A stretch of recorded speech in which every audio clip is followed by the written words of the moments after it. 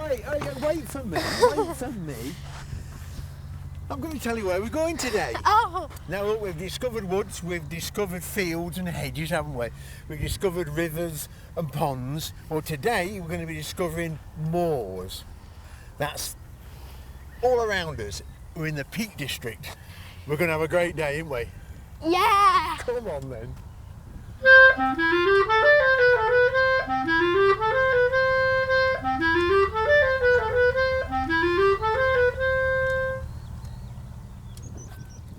Da, da, da, da, da, da, da, da, da. Oh, do you know, at one time I was as agile as you were and I could climb rocks like this. But it's worth it. Look at the view. Wow. With a landscape like this, you can see why artists and poets are inspired. And of course, the thing I love, we're on top of some huge, great lumps of millstone grit. That's a funny name. Why do they call it millstone? You always ask the most awkward questions. I'll tell you what, I'll explain that in a bit because I can show you something. But this is basically sandstone, okay, and it was formed 300 million years ago, way before the dinosaurs were here. It was that long ago. And what you got to imagine is a huge river delta, right, coming from ancient mountains, bringing down gravels and sand into another ancient sea, right? And over time, and I'm talking about millions of years, right? Not a few years, millions of years.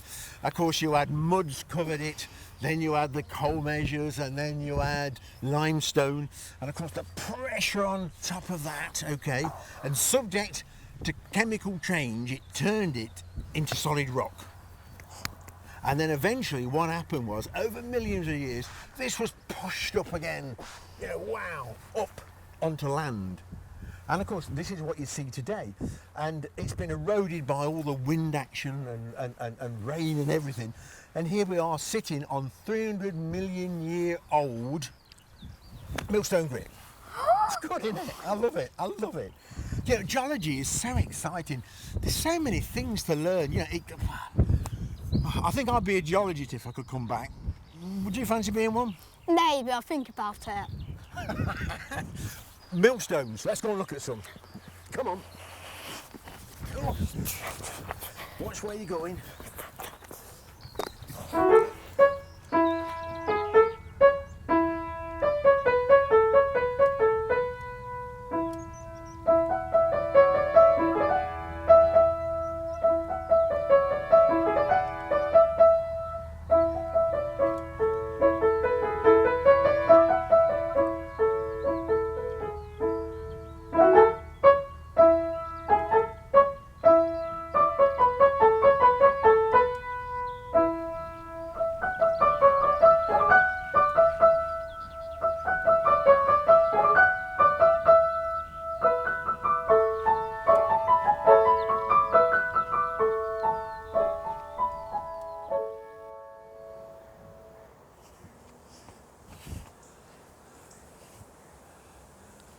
Colin, come look at this. I think they're ants.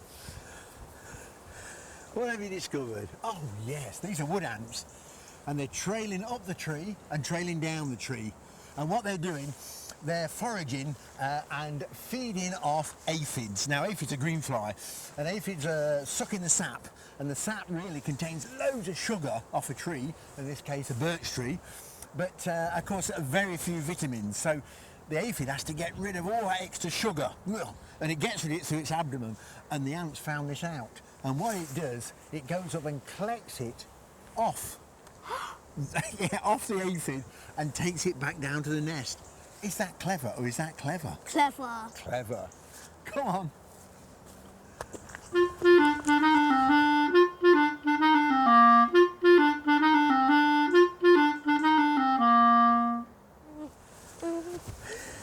Now Sam, you was asking me, why is that rock up there we sat on called millstone grit? It's after all these. These are called millstones, and millstones was actually by hammer and chisel carved out of that sandstone. So they called it millstone grit. Now these, I mean, they're wonderful. I mean, these were carved out by hand, hammer and chisel. What, can you imagine? How did they get the circle so perfect? And they go back, well, I think the earliest dates is about mid-1400s. And they was used, generally made in pairs, and they was used for crushing grain for flour. Also they was used for crushing wood pulp to make paper. And it was also, they used them in the Sheffield, because Sheffield's only over that way, in the steel industry. And they had the single ones going round and round, and they used to sharpen the blades on the knives on them. Bit like all things, unfortunately, they became redundant, more modern methods come up, and we just see them like this. I suppose you can say, you know, it's a graveyard for millstones, isn't it? But they look pretty. Yeah. I'd love to take one home, wouldn't you? You brought a bag? No. Well, we can't take one home then, can we? Come on, let's go and see these ants.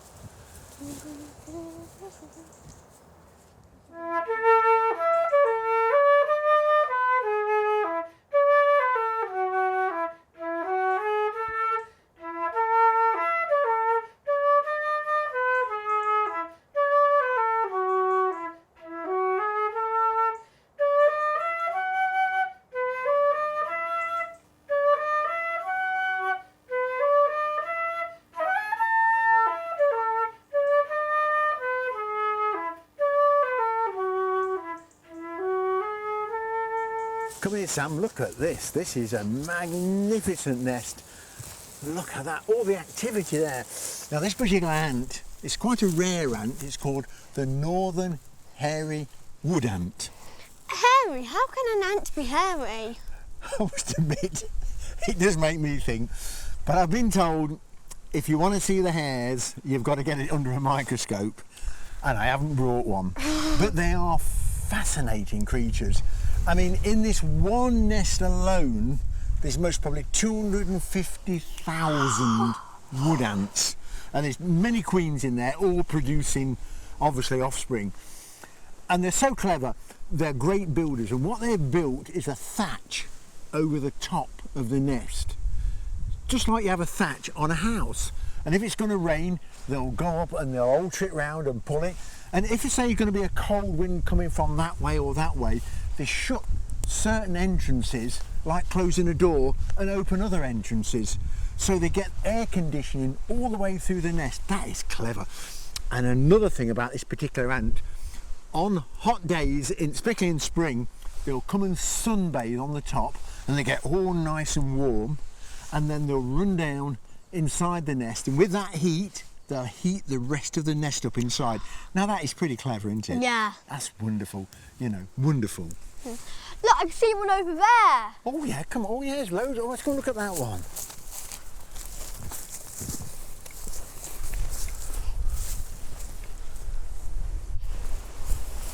Come on, this is a bigger one.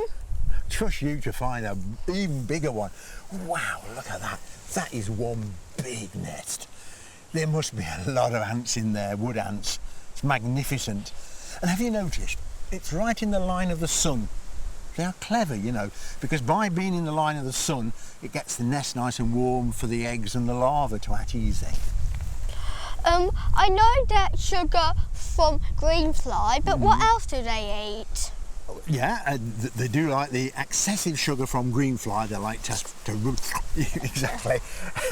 But if you look round here, well, if we've got more time, you'll see like hunting trails where they go off looking for other insects like greenfly and flies and beetles and things like that, and they bring them back to the nest. So they are hunters as well. So you could say, I suppose, yeah, they like a little bit of meat with their sugar. Come on.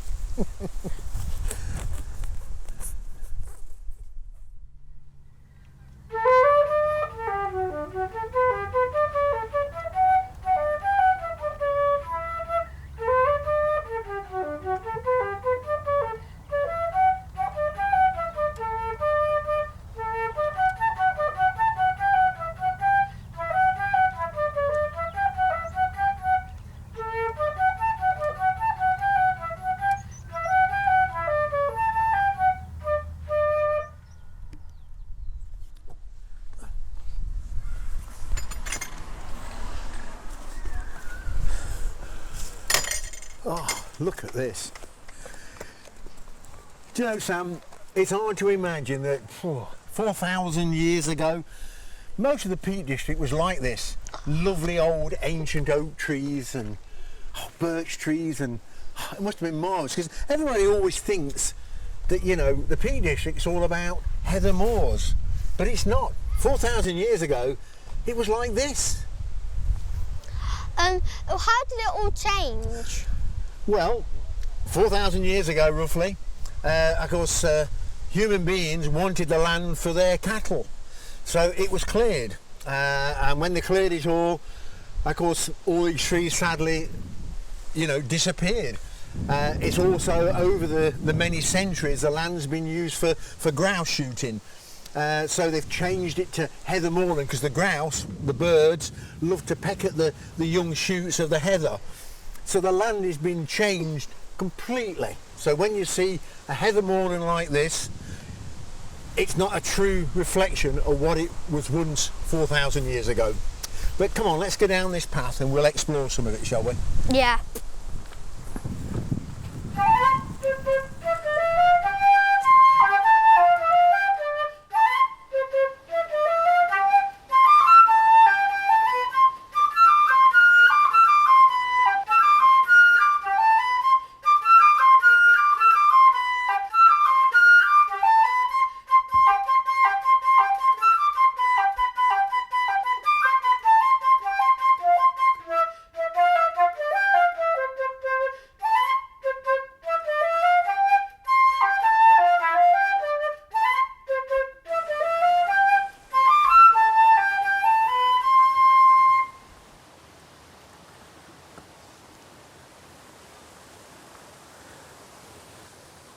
Oh, Sam, this is paradise, isn't it? Isn't this wonderful?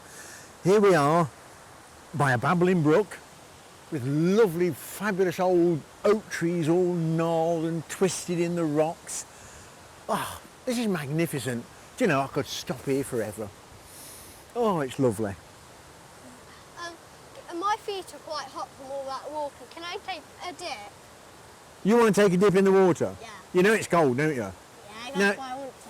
Now, you did say you want something to eat as well. Yeah, so, I did say that. I'm starving. so do you want something to eat or something to dip? Eat. My boy, you're the one. Come on then.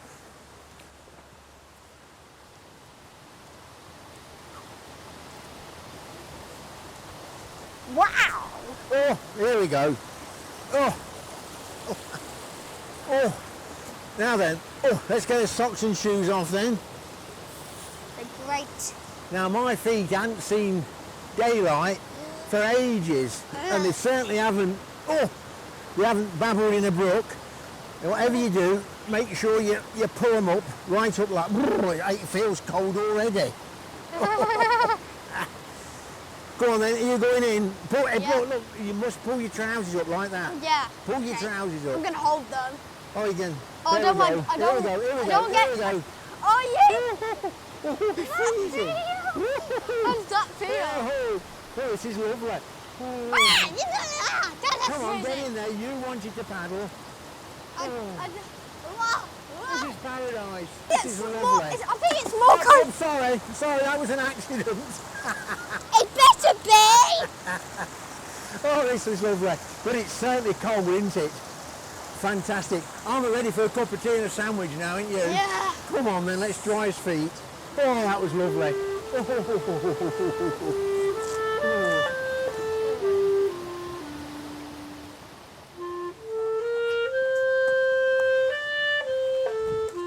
Over here.